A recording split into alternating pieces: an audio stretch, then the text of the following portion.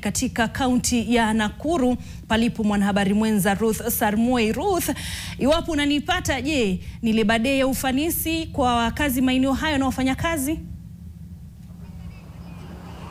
Na Cecilia, kwa muda mfupi tu tutasikiza kutoka kwa wakazi wa Nakuru hapa, lakini hii leo tumeshuhudia wakazi wa Nakuru wakijitokeza kwa uchache sana mjijini humu, baadhi ya biashara zikiwa zimefungwa katika sherehe hizi.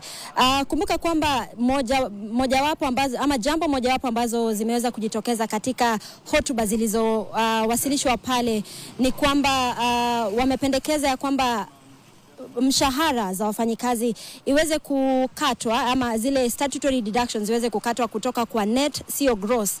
Na pia kumekuwa na ile pendekezo ama Rais William Ruto akihimiza waajiri kwamba waweze hakikisha kwamba wale ambao wameajiriwa waweze kuongezewa mshahara kwa 6%. Wacha tu tusikize kutoka kwa baadhi ya watu ambao wamejiajiri, watueleze wamepokea vipi asemi za Rais William Ruto. Utaanza kwa majina, utasimama hapa, utueleze mmepokea aje sherehe hizi na hotuba pia ya rais. Mimi mwenyewe sikujafurahishwa na chochote, manake tumekuwa na shida mingi ya kiuchumi, imetuumiza mbaya sana. Sasa sisi ambao tulipewa hamu na rais alipotuambia kwamba Kenya itakuwa na uchumi itakuwa mzuri, atuoni pale imeenda. Wengi tunawata na watoto wetu wamesoma, wasichana pia wamesoma, tuko nao kwa manyumba tu hapa. Wengine wanazaa hata kwa manyumba, hakuna pale wakapeleka. Tunasikia ngumu sana baba.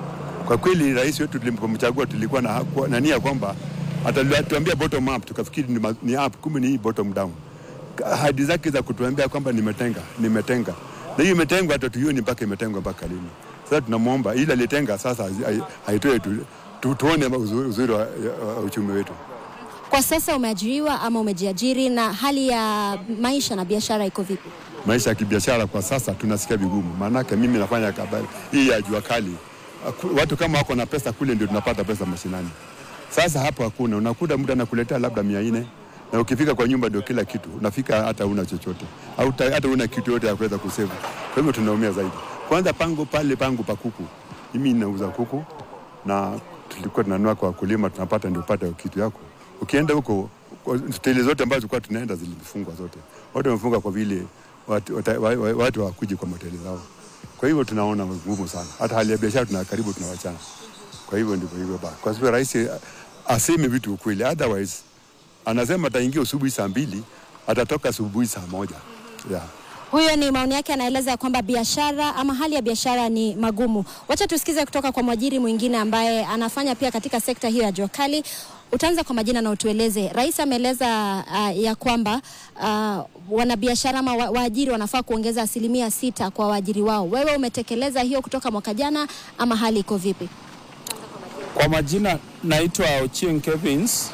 Mimi ni mkaaji wa hapa Nakuru, lakini kwa hiyo hali mimi sijaona chochote na siwezi zungumza kuhusu hayo sababu ya hali ya uchumi.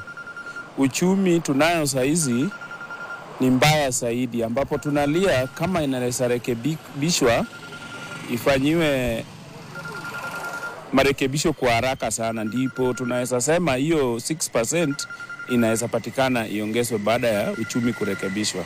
La sivyo hatuoni chochote tunaweza zungumza saa hizi. Shukran sana.